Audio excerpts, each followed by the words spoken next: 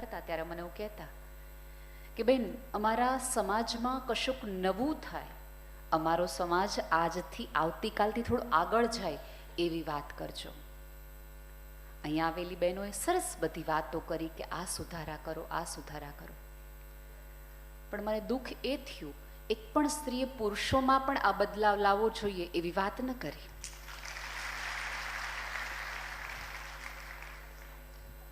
બધા બદલાવ આપણે જ કરીશું, બધા સુધારા આપણે જ કરશું.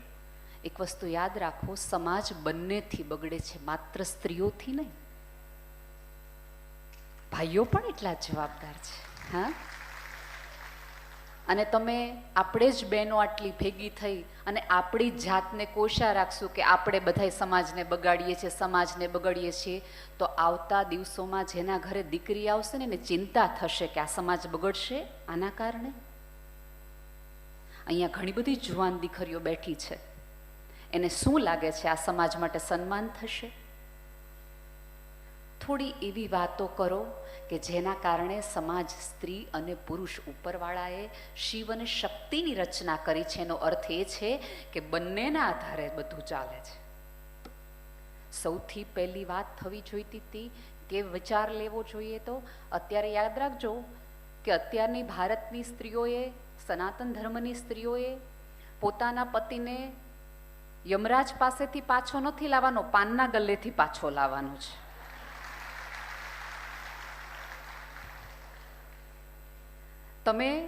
તમે તો દૂધની નદીઓ આખા વિશ્વમાં વહેવડાવો છો, તો એ પુરુષોને બીજા દ્રવ્યોની બદલે દૂધ પીતા કરવાની વાતો થાય છે. દીકરીઓને દૂધ પીતી તો સમાજે વર્ષોથી કરી, હવે દીકરીઓ પુરુષોને દૂધ પીતી થોડીક કરે.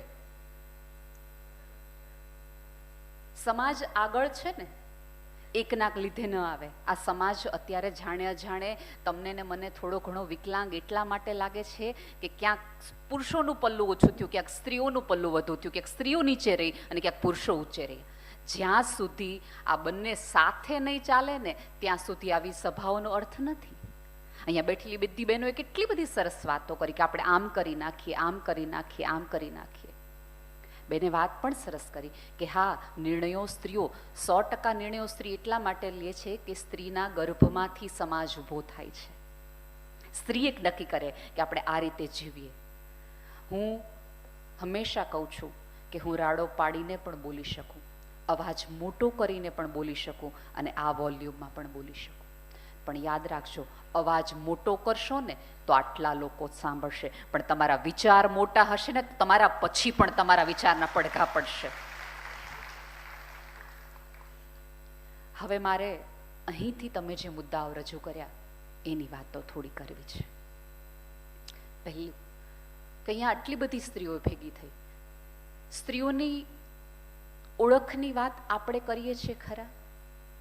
અહીંયા બેઠેલી કઈ સ્ત્રી છે કે જેણે અહીંયા બેઠેલી એકાદ સ્ત્રીના વખાણ કર્યા હોય? નહીં. અત્યારે હું અહીંયા બેઠેલી તમામ સ્ત્રીઓને કહું કે ચાલો તમારે ખરાબી, નિંદા વિશે બોલવાનું છે સ્ત્રીઓની, આપણી પાસે યાદી. પણ સ્ત્રીઓના એપ્રિશિએશન માટે, વખાણ માટે તમને નવાઈ નથી લાગતી કે કેમ સૌથી વધુ પેઢી ઇન્સ્ટાગ્રામમાં જાય છે, ફેસબુકમાં જાય છે? કારણ કે એને ત્યાં વખાણ મળે છે.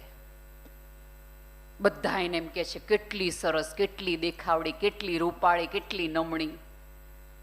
હવે આ જગતની સ્ત્રીઓમાં એવું થયું બહેનો કે આપણે આટલું બધું કર્યું તેમ છતાં દરેક સ્ત્રીની અંદર ખાનીની એક પીડા કઈ છે ખબર છે? કદર નથી. આ જેમણે વૃદ્ધત્વ ઓઢીને બેઠેલી, કરચલીઓ પાડેલી, વાળ તડકામાં ધોળા નથી કર્યા, એમને તો ખબર નથી.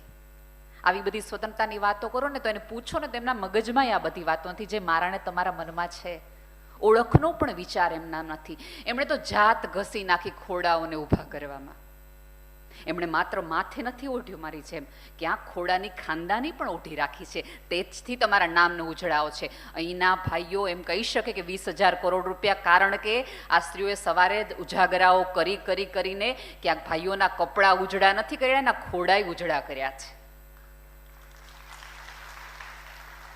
તમારી માતા, તમારી સાસુની પહેલી કદર તો કરો કે તમે 2 માળ લીધા હતા ને તમે 2 ઉપરના 6 લઈ શક્યા.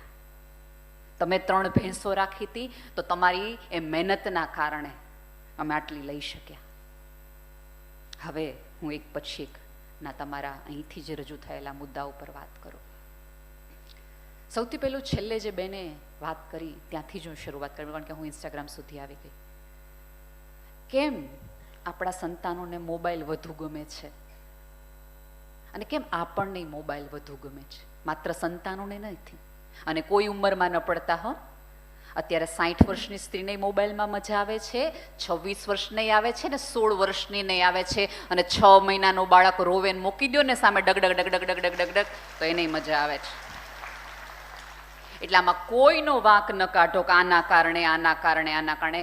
જવાબદારીપૂર્વક સ્વીકારો કે આપણા બધાના કારણે વિશ્વ આખું અત્યારે આમાં પીડાઈ રહ્યું છે. આપણે કોઈ એક સમાજ નથી કે જેમાં ભૂસી રહ્યો છે.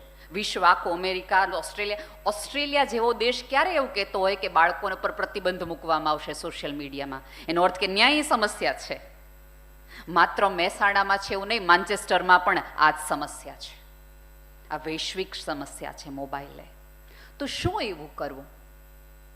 પહેલું કે તમે ઘરમાં એવું હૂંફાળું વાતાવરણ તો બનાવો કે જેથી કરીને બાળકને તમારી સાથે વાત કરવાનું મન થાય. આપણે બાળકોને રોકટોક રોકટોક રોકટોક રોકટોક જ કર્યા કરીએ છીએ. અહીંયા બેઠેલી તમામ માતાઓને વિનંતી છે કે દીકરીઓના ચોકીદાર ન બનો, દીકરીઓના ચાહક બનો. આપણે ચોકીદારી કર્યા કરીએ છીએ, ડાઉટ કર્યા કરીએ છીએ ને એટલે દીકરીઓ આપણાથી દૂર ભાગે છે. મિત્રો બનો, બેનપણી બનો, અને ક્યારેક જે ઉંમર તમે જીવી નથી શક્યા એ ઉંમર થોડુંક જીવવાનો એની સાથે પ્રયાસ કરો.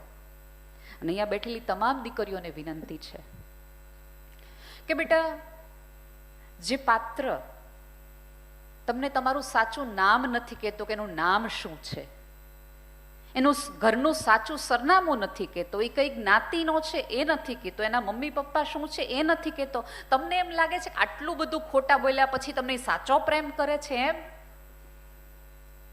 એટલા બધા તો મૂર્ખ ન બનો. જે વ્યક્તિ નામ છુપાવે છે એ શું નહીં છુપાવતો હોય તમારાથી? થોડક તમને બધાને ભણાવ્યા ગણાવ્યા, સાક્ષર એટલા માટે કર્યા બેટા, માત્ર નોકરી કરવા માટે તમને નથી ભણાવ્યા. તમને સાચું શું ને ખોટું શું એ ખબર પડે એટલા માટે પણ ભણાવ્યા છે. અને બીજું કે અહીંયા બેઠેલી તમામ માતાઓએ પોતે સવારે દીકરી આવે ને તો દીકરીની માને એવું થઈ જાય કે હવે આપણે કામ કરવા વાળા બેન આવી ગયા ઘરમાં. પણ અહીંયા બેઠેલી કેટલી માએ એમ કીધું પોતાની જાતને, પોતાની દીકરીઓને કે તું ભણવા જા, હું કરી લઈશ આ કામ, હું ફળિયા વાળ લઈશ, હું વાસણ કરી લઈશ, હું ભેંસનું આ કરી લઈશ. પણ તું ભણવા એટલા માટે જા કારણ કે આ જગતના એક પુરુષે મને કીધું તું કે તું ભણી છો, ઘરની બહાર નીકળી છો, તને ખબર પડે બહાર કેવી છે. ત્યારે આ બેઠેલી જે વૃદ્ધ મમ્મી તમને લાગે છે ને કે જેને અંગ્રેજી નથી આવડતું, જેને સ્ટાઇલિશ કપડાં નથી પહેર્યા, એ માએ અંબોડાની ગાંઠ મારીને કીધી હતી કે મારી દીકરીને હું એવું ભણાવીશ કે આ જગતનો એક પણ પુરુષ એને એવું ન કહી જાય કે ભણી છો, તને ખબર પડે. તમારી માની એ જુવાનીની કદર કરો. અહીંયા બેઠેલી તમામ દીકરીઓને વિનંતી છે કે ક્યારેક તમારા માતા પિતાના જુવાનીના ફોટા જોવાના રાખો, કારણ કે જુવાની ઘસીને તમને મોટા કર્યા છે, જાત ઘસીને મોટા કર્યા છે. હમણાંનો જ એક કિસ્સો છે. એક બધાને યુવાનોને એવું થાય કે અમે તમને 31મી ડિસેમ્બર નથી ઉજવવા દેતા. બેટા, તમારા આનંદમાં અમારે વચ્ચે જ ન થાવું. આ જગતમાં તમામ પ્રકારના સુખ તમને મળે ને બધું જ આનંદ મળવું પડે, પણ હા, એ જ માતા પિતા ઈચ્છે છે કે તમને જગતના એક પણ દુઃખ પણ ન મળે. હમણાં તમે કદાચ વાંચ્યું હશે, 31મી ડિસેમ્બરે 9 વર્ષની દીકરી 16 વર્ષના દીકરા સાથે ગઈ. હવે 5મા ધોરણમાં તો અમે ઘર ઘર રમતા હતા. અહીંયા બેઠેલા તમામ સ્ત્રીઓ, અમને ખબર નહોતી પડતી કે આને છોકરો ના ને તે ને. તમને એવું શું મળી જાય છે? એ દીકરીના ઇન્સ્ટાગ્રામમાં 7થી વધુ ઇન્સ્ટાગ્રામના એકાઉન્ટ હતા, અને એ એકાઉન્ટમાં એ 10મા ધોરણમાં, એટલે છોકરો 18 વર્ષનો નથી, એ છોકરા સાથે એને પ્રેમ થઈ ગયો. તમને પહેલો વિચાર એવો આવે કે મોબાઈલ બગાડ્યો, પણ તમને એવો નથી લાગતો કોઈક પ્રેમનો અભાવ એ છોકરીને અને એ છોકરાને ઘરમાંય લાગ્યો હશે? એને કોઈક સામે જો એક વસ્તુ યાદ રાખો, સોશિયલ મીડિયામાં વખાણ થાય છે અને કોઈની સાથે વાત થાય છે. એનો અર્થ એ છે કે આપણને સામસામે વાત કરવા વાળું કોઈ મળતું નથી, એટલે આપણે સ્ક્રીન ઉપર વાત કરવા વાળો ગોતવા જઈએ છીએ. બરાબર?